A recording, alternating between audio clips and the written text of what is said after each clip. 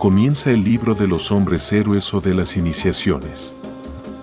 Aunque a nuestro juicio y por las razones comenzadas a apuntar en el prólogo mismo de estos comentarios, todo el gran conjunto simbólico literario de las 1001 noches es, a bien decir, un libro iniciático de los más hermosos y más antiguos, hay una parte de él, la que comenzamos con el presente capítulo, que es iniciática genuina y que, como tal, por los supremos esfuerzos que la adquisición de sus conocimientos supone para el candidato a la tal iniciación, hemos llamado también de los hombres héroes, hombres que, según ya hemos visto con Aladino y con otros, se salen, en su valentía, de los límites ordinarios de la humanidad común, cual si alboraran ya ese mundo superior de los héroes, los semidioses y los dioses, que dijeron los griegos.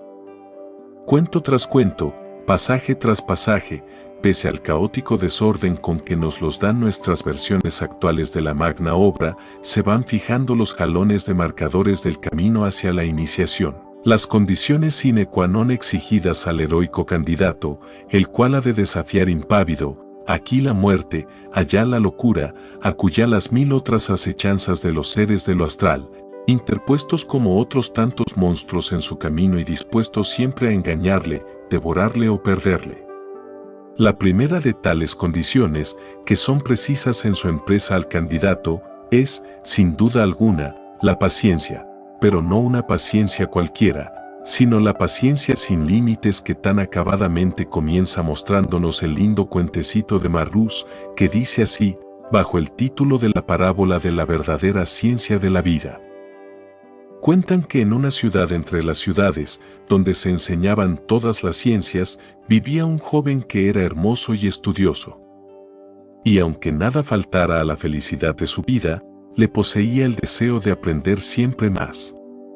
Un día, merced al relato de un mercader viajero, le fue revelado que en cierto país muy lejano existía un sabio, que era al par el hombre más santo del Islam, pues que él solo poseía tanta ciencia, sabiduría y virtud como todos los sabios del siglo reunidos. Y se enteró de que aquel sabio, a pesar de su fama, ejercía sencillamente el oficio de herrero, que su padre y su abuelo habían ejercido antes que él. Cuando el joven hubo oído estas palabras entró en su casa, cogió sus sandalias, su alforja y su báculo y abandonó inmediatamente la ciudad y a sus amigos, encaminándose al país lejano en que vivía el santo maestro, con objeto de ponerse bajo su dirección y adquirir un poco de su ciencia y de su sabiduría. Así anduvo durante 40 días y 40 noches, y, después de muchos peligros y fatigas, gracias a la seguridad que le infundió Alá, llegó a la ciudad del herrero. Al punto fue al zoco de los herreros y se presentó a aquel cuya tienda le habían indicado todos los transeúntes. Y luego de besarle la orla del vestido, se mantuvo de pie delante de él en actitud de respeto. El herrero, que era un hombre de edad, con el rostro marcado por la bendición, le preguntó, ¿qué deseas, hijo mío? El otro contestó, aprender ciencia, y el herrero, por toda respuesta le puso entre las manos la cuerda del fuelle de fragua y le dijo que tirase. El nuevo discípulo contestó con el oído y la obediencia, y al punto se puso a estirar y a aflojar la cuerda del fuelle, sin interrupción, desde el momento de su llegada hasta la puesta del sol. Y al día siguiente se dedicó al mismo trabajo, así como los días posteriores, durante semanas, meses y todo un año, sin que nadie en la fragua, ni el maestro ni los numerosos discípulos, cada uno de los cuales tenía una tarea tan ruda como la suya, le dirigiese una sola vez la palabra, y sin que nadie se quejase ni siquiera murmurase de aquel duro trabajo silencioso. De tal suerte pasaron 5 años. Y un día el discípulo se aventuró muy tímidamente a abrir la boca, diciendo, «Maestro». El maestro interrumpió su trabajo y, en el límite de la ansiedad, hicieron lo mismo todos los discípulos. El herrero entonces, en medio del silencio de la fragua, se encaró con el joven y le preguntó, «¿Qué quieres?». El otro dijo, «Ciencia». Y el herrero dijo, «Tira de la cuerda». y sin pronunciar una palabra más, reanudó el trabajo de la fragua. Transcurrieron así otros 5 años, durante los cuales, desde por la mañana hasta por la noche, el discípulo tiró de la cuerda del fuelle sin interrupción y sin que nadie le dirigiese la palabra ni una sola vez. Pero cuando alguno de los discípulos tenía necesidad de un informe acerca de algo, le estaba permitido escribir la demanda y presentársela al maestro por la mañana al entrar en la fragua. El maestro, sin leer nunca el escrito, lo arrojaba al fuego de la fragua o se lo metía entre los pliegues del turbante. Si arrojaba al fuego el escrito, significaba que la demanda no merecía respuesta, pero si colocaba el papel en el turbante, el discípulo que se le había presentado encontraba por la noche la respuesta del maestro escrita con caracteres de oro en la pared de su celda. Cuando transcurrieron 10 años, el viejo herrero se acercó al joven y le tocó en el hombro. Y por primera vez, desde hacía 10 años, le hizo soltar la cuerda del fuelle de la fragua, descendiendo a él una gran alegría. Y el maestro le habló, diciendo: «Hijo mío, ya puedes volver a tu país y a tu morada, llevando en tu corazón toda la ciencia del mundo y de la vida, pues todo eso adquiriste al adquirir la virtud de la paciencia».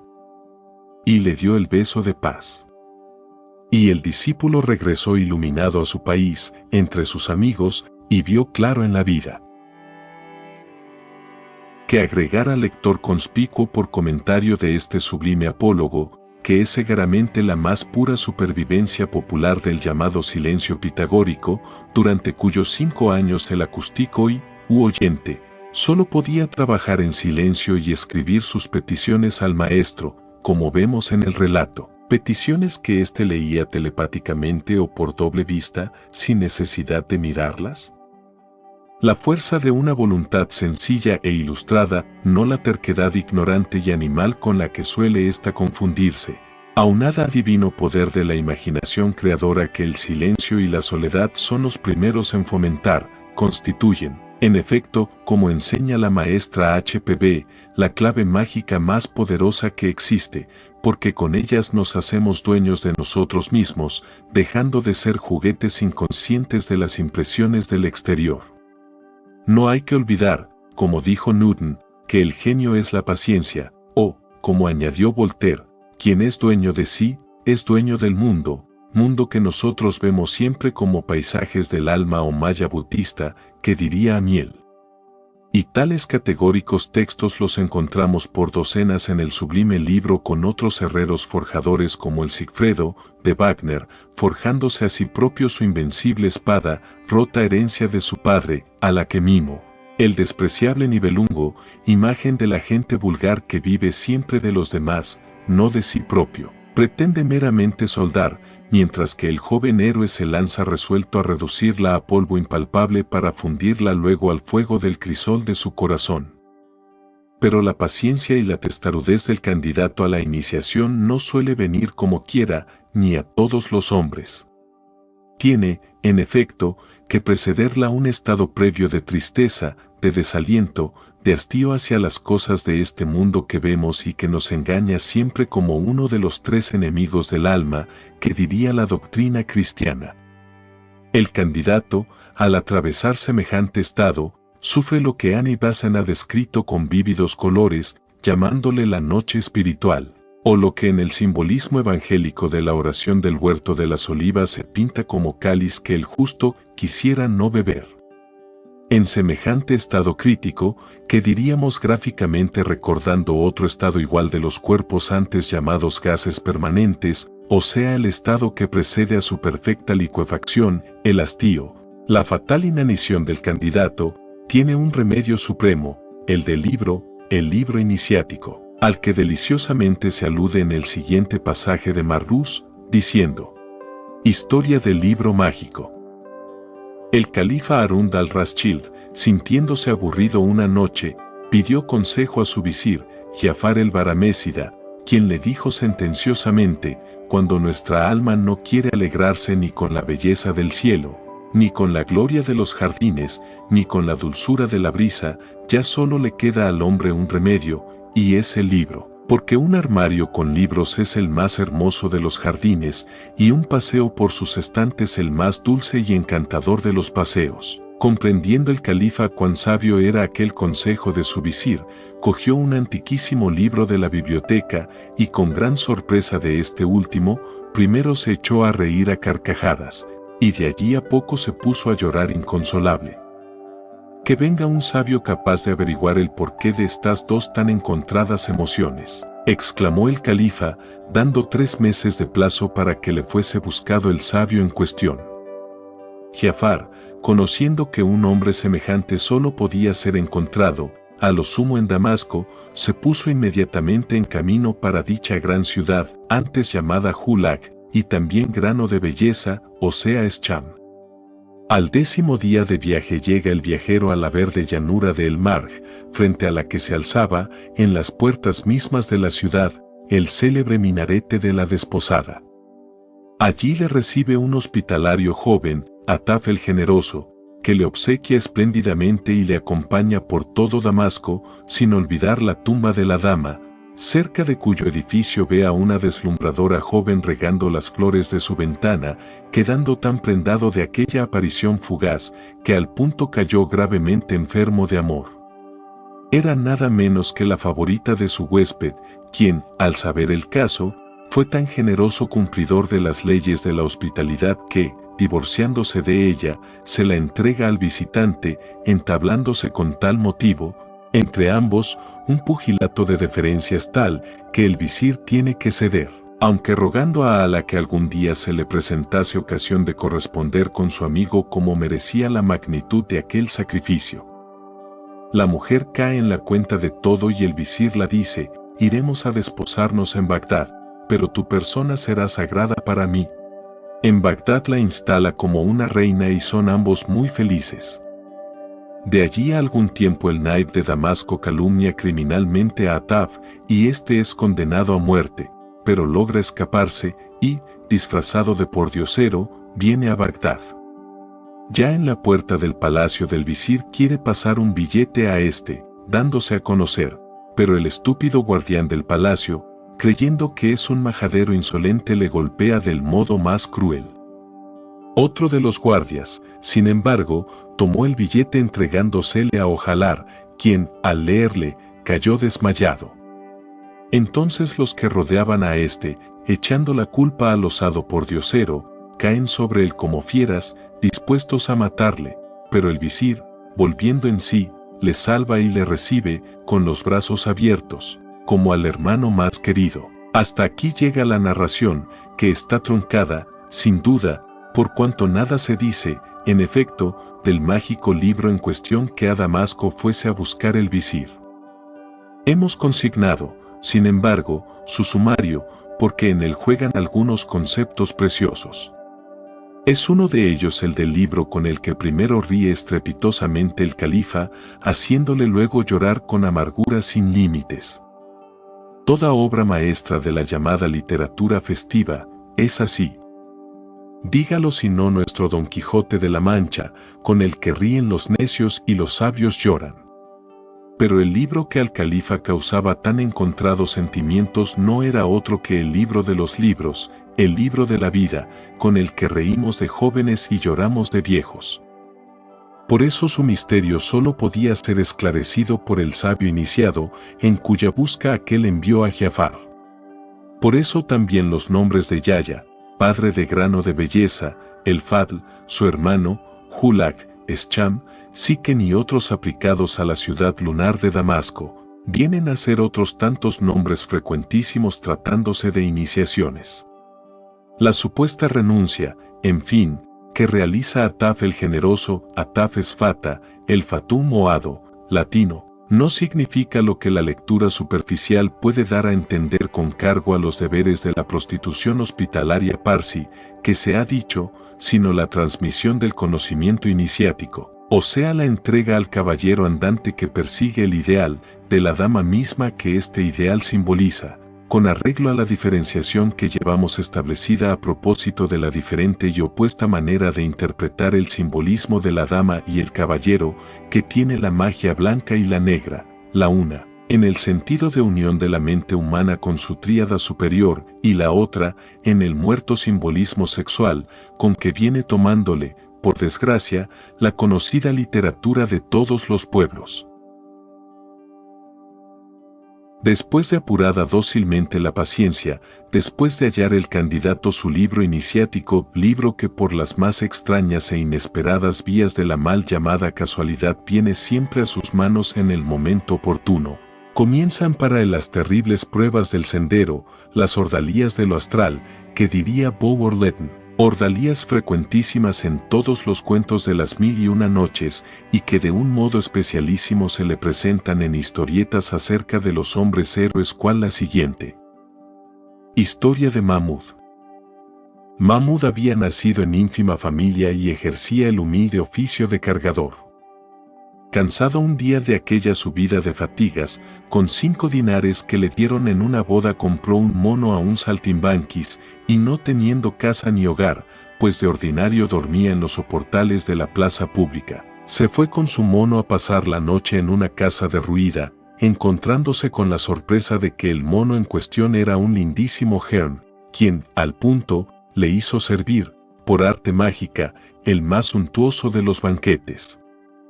Luego, el supuesto mono le dijo: desenvuelve este paquete, que contiene unos gruesos diamantes de incalculable valor.